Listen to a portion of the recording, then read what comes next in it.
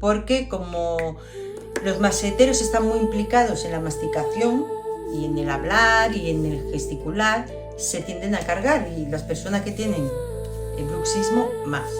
Entonces vamos a colocar los nudillos así en la sien, y con estos dedos el masetero está aquí, ¿vale?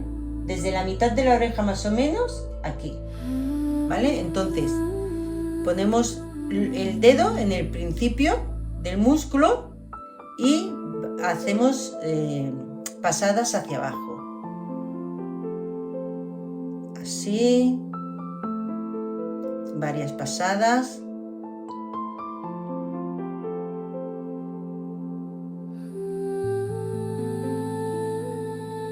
Varias pasadas.